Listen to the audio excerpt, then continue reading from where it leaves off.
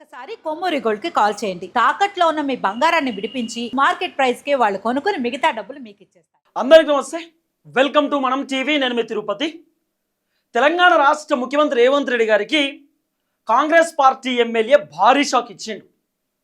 ఈ దెబ్బకు speaker sir తలబట్టుకునేటటువంటి పరిస్థితి. మరి ఈ ఎమ్మెల్యే కాంగ్రెస్ పార్టీకి సంబంధించిన వ్యక్తనాల్లో లేకపోతే బీఆర్ఎస్ పార్టీకి సంబంధించినటువంటి వ్యక్తనాల్లో ఇప్పటిదాకా అర్థమైతలేదు. ఆ ఎమ్మెల్యే ఓసారి కాంగ్రెస్ పార్టీలో ఉన్నా అంటాడు, ఆ ఎమ్మెల్యే ఓసారి బీఆర్ఎస్ పార్టీలో ఉన్నా అంటాడు. మొన్న ఒక నెల క్రితం నేను కాంగ్రెస్ పార్టీలోనే కంటిన్యూ అవుతున్నా, నేను కాంగ్రెస్ పార్టీకి సంబంధించినటువంటి ఎమ్మెల్యేనని చెప్పి ఆయనే ఒప్పుకున్నాడు.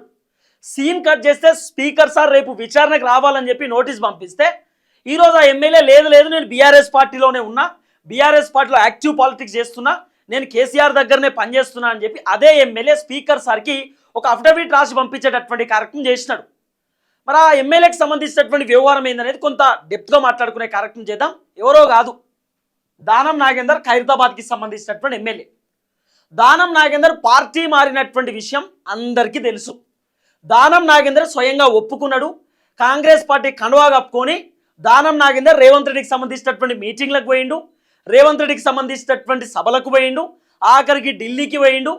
కంప్లీట్ కాంగ్రెస్ పార్టీకి సంబంధించినటువంటి కండువాలు, ఫ్లెక్సీలు, బ్యానర్లలో దానం నాగేందర్కి సంబంధించినటువంటి ఫోటోలు హల్చల్ అయినాయి.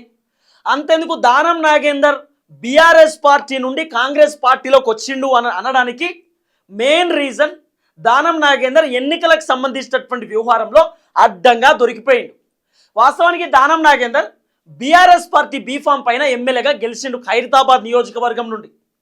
బీఆర్ఎస్ పార్టీ నుండి గెలిచినటువంటి దానం నాగేందర్ ఇక బీఆర్ఎస్లో ఉంటే నాకు ఇబ్బంది అవుతుంది, రేవంత్ రెడ్డి నా మీద కేసులు పెట్టగల, కాంగ్రెస్ ప్రభుత్వం నా పైన ఎంక్వైరీ చేసి నాకు సంబంధించినటువంటి ఆస్తులు, నాకు సంబంధించినటువంటి దోపిడీ, నేను చేసినటువంటి దందాలు, నేను చేసినటువంటి స్కాములు అన్నీ బయటికి తీయగల అనేటటువంటి ఆలోచనతోటి ఆయన ఆస్తులు కాపాడుకోవడానికి, తనను తాను రక్షించుకోవడానికి, కేసుల బారిన పడకుండా ఉండడానికి దానం నాగేందర్ చిన్నగా బీఆర్ఎస్ పార్టీ నుండి కాంగ్రెస్ పార్టీలోకి వచ్చేటటువంటి కార్యక్రమం చేసిండు. స్వయంగా రేవంత్ రెడ్డి దానం నాగేందర్కి కాంగ్రెస్ పార్టీ కండువ కప్పి ఆహ్వానించేటటువంటి కార్యక్రమం చేసిండు.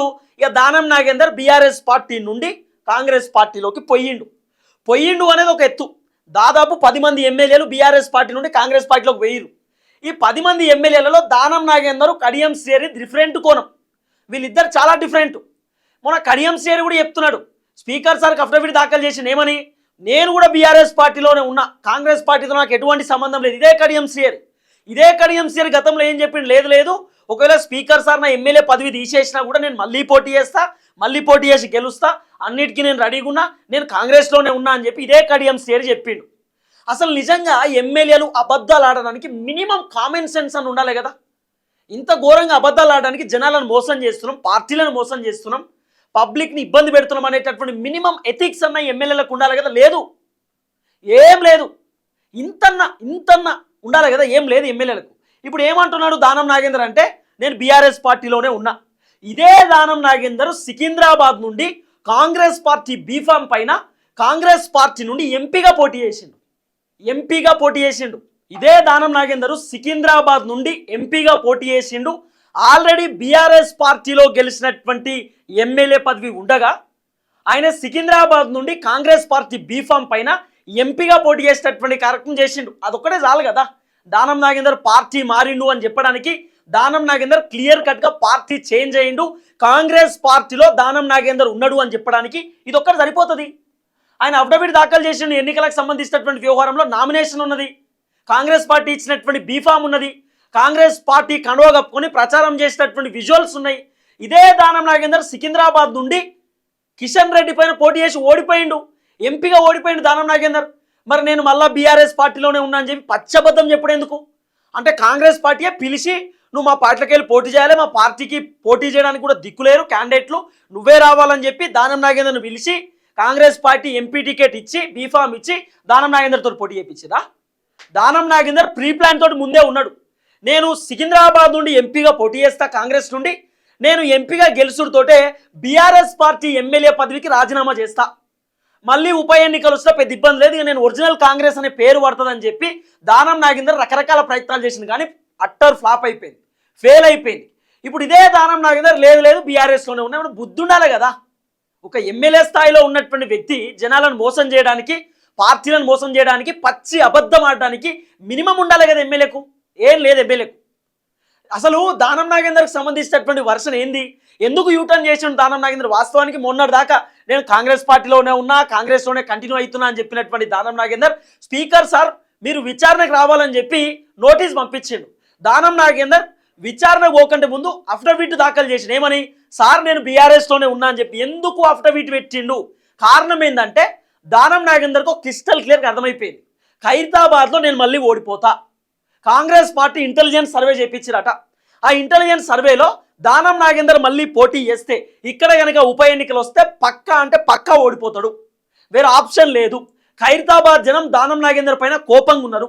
ఖైరతాబాద్ జనం దానం నాగేందర్ని వద్దంటున్నారు. దానం నాగేందర్ మళ్ళీ పోటీ చేస్తే ఓడిపోయేటటువంటి అవకాశాలు 100% ఉన్నాయి. కాబట్టి దానం నాగేందర్నిగా ఎట్లనో అట్లా రేవంత్ రెడ్డి కూడా, మొన్న రేవంత్ రెడ్డి ప్రెస్ మీట్ పెట్టినప్పుడు రిపోర్టర్లు అడిగారు, జర్నలిస్టులు అడిగారు, సార్ మరి దానం నాగేందర్ ఏ పార్టీలో ఉన్నాడు అంటే పోయి ఆయననే అడుగురు అని చెప్పారు. ఆయనను అడిగితే ఆయన కాంగ్రెస్లోనే ఉన్నా అని చెప్పి మొన్న డిసెంబర్లో కదే ముచ్చడి చెప్పిండు. మొన్న నేను ఇదే పార్టీలో ఉన్నా, కాంగ్రెస్లోనే ఉన్నా, నేను ఏ పార్టీలో ఉంటే ఇంకా రేవంత్ రెడ్డి దగ్గరనే పనిచేస్తున్నాను, ఇదే దానం నాగేందర్ చెప్పిండు. సీన్ కట్ చేస్తే ఈరోజు బీఆర్ఎస్ అని చెప్తుండే, ఎవడన్నా నమ్ముతారా? దానం నాగేందర్ నేను బీఆర్ఎస్లో ఉన్నా అని చెప్పేటటువంటి మాటలు చిన్నపిల్లలనిగా చెప్తారు. చిన్నపిల్లలను అడిగినా సికింద్రాబాద్ నుండి కాంగ్రెస్ పార్టీకి వెళ్ళి ఎవరు ఎంపీగా పోటీ చేశారంటే దానం నాగేందర్ అని ఎవరైనా చెప్తారు. ఈయనే వేరే పార్టీ నుండి పోటీ చేస్తాడు, మళ్ళీ ఇదే దానం నాగేందర్ లేదు నేను ఆ పార్టీలో ఉన్నా, ఈ పార్టీలో ఉన్నా అని చెప్పి ఇదే దానం నాగేందర్ చెప్తాడు. అసలు ఆశ్చర్యపోతుర్రు ఆయన మాట్లాడేటటువంటి మాటలు చూసి. ముఖ్యమంత్రి రేవంత్ రెడ్డి డైరెక్షన్లోనే ఇది ఎంత నడుస్తుంది అనేది ఒక చర్చ. రేవంత్ రెడ్డి వాస్తవానికి దానం నాగేందర్ను అక్కడి నుండి సస్పెండ్ చేయించో లేకపోతే రాజీనామా చేయించో దానం నాగేందర్ ఉప ఎన్నికలు తీసుకొచ్చి ఖైరతాబాద్లో మళ్ళీ దానం నాగేందర్ని గెలిపియాలని అనుకున్నాడట. రేవంత్ రెడ్డి మొత్తం పూర్తి స్థాయిలో ఒక సర్వే తీపించిండట. సర్వే చేపిస్తే రేవంత్ రెడ్డిని అడగకుండానే దానం నాగేందర్ అఫిడవిట్ దాఖలు చేసిన ఒక చర్చ ఉంది. రేవంత్ రెడ్డి దావోస్లో ఉన్నాడు. రేవంత్ అన్న వాస్తవానికి దానం నాగేందర్ ఎట్లయినా ఎంపీగా పోటీ చేసిన కాంగ్రెస్ నుండి కాబట్టి పార్టీ మారినట్టు ఆధారాలు ఉన్నాయి, వేరే ఆప్షన్ లేదు. కాబట్టి దానం నాగేందర్ ఖచ్చితంగా రాజీనామా చేయాల్సిందే, లేకపోతే స్పీకర్ సార్ సస్పెండ్ చేయాల్సిందే, లేకపోతే ఇబ్బంది అవుతుంది అని చెప్పి రేవంత్ రెడ్డి కూడా భావించిండు. వాస్తవానికి అక్కడ నుండి ఉప ఎన్నికలు రావాలి.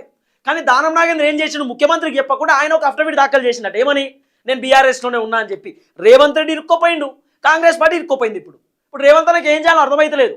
స్పీకర్ సార్ మరి విచారణకు పిలిచి దానం నాగేందర్ పార్టీ మారలేదు, బీఆర్ఎస్లోనే ఉన్నాడు అని స్పీకర్ సార్ చెప్తే వ్యవస్థనే నమ్మకుండా పోతుంది. వ్యవస్థనే ఎందుకు చెప్తున్నా ఈ మాట అంటే దానం నాగేందర్ పక్కా ప్రూఫ్స్ ఉన్నాయి. ఆయన బీఆర్ఎస్లో ఎట్లుంటాడండి? ఆయన పోటీ చేసింది కాంగ్రెస్ నుండి బీఫామ్ పైన పోటీ చేసి బీఆర్ఎస్లో ఎట్లున్నాడు? నిన్నటిదాకా దానం నాగేందర్ కాంగ్రెస్ పార్టీ కండవాలు కప్పుకొని తిరిగిండు. అలాంటి వ్యక్తిలో పచ్చబద్ధం ఆడుతుంటే ఎట్లా నమ్ముతారు? రేపు స్పీకర్ సార్ కనుక దానం నాగేందర్ బీఆర్ఎస్లోనే ఉన్నాడు అంటే ఖచ్చితంగా దానం నాగేందర్ పైన యాక్షన్ తీసుకోవాలి. మళ్ళీ బీఆర్ఎస్ వాళ్ళు కోర్టుకు పోవాలి. పచ్చి అబద్ధం చెప్తున్నాడు, అఫిడవిట్ దాఖలు చేస్తున్నాడు, లేదు బీఆర్ఎస్లో ఉన్నా అని చెప్పి. ఎవ్వరు నమ్మే పరిస్థితి లేదు దానం నాగేందర్ని. అదంతా దానం నాగేందర్కి అర్థమైంది. ఇంకో దానం నాగేందర్ బాధ ఏం తెలుసా? ఇప్పుడు ఖైరతాబాద్ నుండి పీజేఆర్ బిడ్డ విజయరెడ్డి గారు ఉన్నారు. విజయరెడ్డి గారు పోటీ చేస్తే పక్కా గెలుస్తుంది అనేటటువంటి ఒక సమాచారం ఉంది. పీజేఆర్ బిడ్డకు చాలా అవకాశాలు ఉన్నాయి గెలవడానికి. దానం నాగేందర్ బాధ ఏంది, నేను మళ్ళీ పోటీ చేస్తే కాంగ్రెస్ ఎట్లయినా ఇక్కడ దానం నాగేందర్ గెలవరు అని చెప్పి కాంగ్రెస్కి అర్థమైంది ఇంటెలిజెన్స్ సర్వేలో. కాబట్టి నాకు టికెట్ ఇయ్యరు, నాకు బీఫామ్ ఇయ్యరు, పోటీ చేపియ్యరు. నాకు టికెట్ రానప్పుడు నాకు ఎందుకు ఈ బాధ, నేను బీఆర్ఎస్లోనే ఉన్నా అని చెప్తే అయిపోతుంది. ఎస్ నేను కాంగ్రెస్ పార్టీలోకి పోయి ఎంపీగా పోటీ చేసిన వెంటనే మనసు మార్చుకొని మళ్ళీ బీఆర్ఎస్లోకి వచ్చినా రేపు అదే చెప్తాడు దానం నాగేందర్. స్పీకర్ సార్కి అదే చెప్పబోతాడేమో, నేను పోయిన మాట వాస్తవమే, ఎంపీగా పోటీ చేసిన, ఓడిపోయిన తర్వాత మనసు మార్చుకొని నాకు బీఆర్ఎస్ఏ కావాలని మళ్ళీ బీఆర్ఎస్లోకి వచ్చేసిన అని దానం నాగేందర్ చెప్తాడేమో. మరి నిజంగానే దానం నాగేందర్ బీఆర్ఎస్ పార్టీలో ఉంటే కేసీఆర్ పెట్టినటువంటి సభలకు ఎందుకు పోలే, కేసీఆర్ పెట్టినటువంటి ప్రెస్ మీట్లకు ఎందుకు పోలే, కేటీఆర్ పెట్టినటువంటి మీటింగ్లకు ఎందుకు పోలే, లేకపోతే బీఆర్ఎస్ పార్టీ ఆఫీస్లో రకరకాల మీటింగ్స్ జరిగినాయి పార్టీకి సంబంధించిన లీడర్లతో, దానం నాగేందర్ ఎందుకు అటెండ్ కాలే? కేసీఆర్ ఫామ్ హౌస్లో బీఆర్ఎస్ పార్టీకి సంబంధించినటువంటి ఎమ్మెల్యేలు పోయినప్పుడు దానం నాగేందర్ ఎందుకు పోలేదు? పార్టీ మారిన 10 మంది ఎమ్మెల్యేలు ఎందుకు పోలేదు?